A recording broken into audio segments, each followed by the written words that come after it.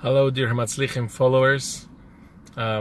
This is another post on this channel, and I really think this one is very, very important because in this post I would like to speak about probably the biggest reason why it's so difficult for somebody who is in a business setting to focus properly on Ruchnius and to really have a big enjoyment and a big inspiration in Ruchnius and Torah and Kiyum Mitzvos.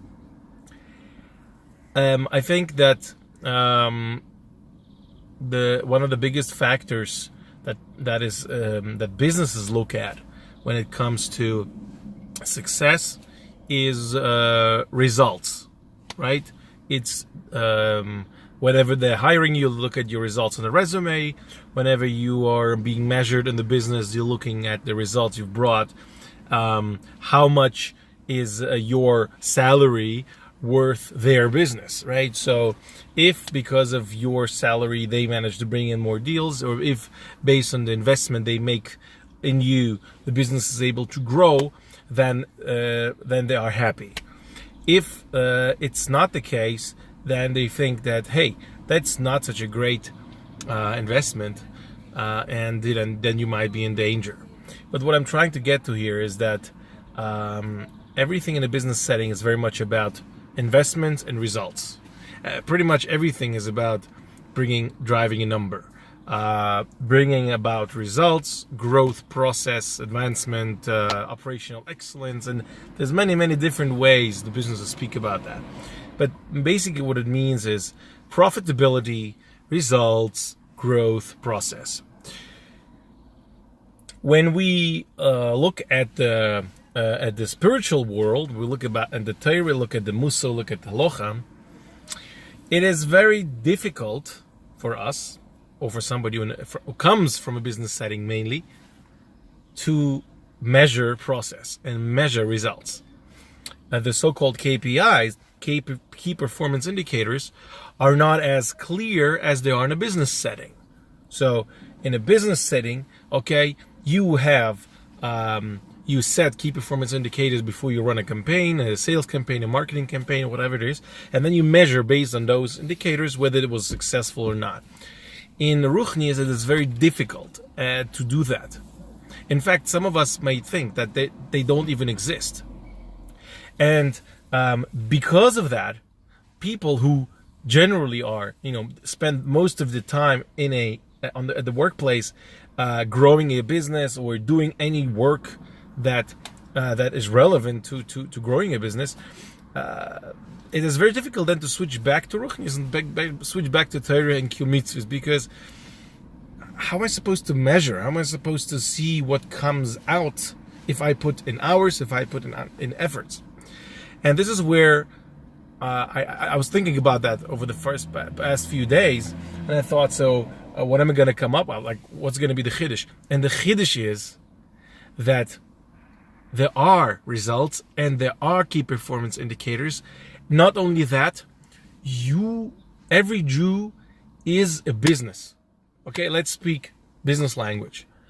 Every Jew, everything you do, mitzvahs, musa, anything you learn really should and has a clear result. That we should change the way we think. Okay? Maybe that's actually one of the reasons why we are not as motivated to learn and not as motivated to spend more time learning. It's because we think there's no result. But the truth is there is. And the Balei Musa speak about the Olam HaPrimi, the inside world of a Jew. Okay, if you learn Musa, there's the whole Olam HaMidis, like avodas HaMidis is like a startup, right? You have to understand what your resources are. You have to understand how to grow them, how to change them. There's so much going on in the inside world. We just need to understand that. So why don't we create a business plan for our own inside world? Why don't we create a full-blown development plan in Torah and Ruchnius? Why don't we do a SWOT analysis? Okay? There's so many things we can do now, Olam HaRuchni. We just have to switch the way we think about that. Okay? I think Of course, you should not invest into something that doesn't have any results. Then you're doing something wrong. The only difference is that in Ruchnius, it is difficult to measure it. In other words, it's not physical. When we ourselves are in a physical world, we see so many things that happen. If we, whatever we do in business, we feel a progress, we have a feedback from other people.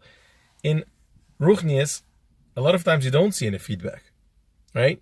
Nobody's slamming back at you because you made a nice mitzvah. Nobody is going to tap you on the shoulder and say, hey, that was a nice Perik Mishnais you learned. Nobody's going to do that. So it is a little difficult to measure it, but yet it exists. Not only exists, that's what should be. You should be building yourself up. And I think it requires that mindset to come back to Ruchnius and look at Ruchnius as something that you can be inspired in. You can be something that you can really have a chizuk in to really start working on yourselves. I think the Ali Shur, he brings down so much about this, right? He speaks about the inner world, the inner structure, and of yourself and of your goof and of your neshama. And this is really amazing. It's not even Kabbalah. It's just that's how you are. That's who you are. So think about the midas. Think about your koichas nefesh. And there's so much for us to do that I think we need to go through this together.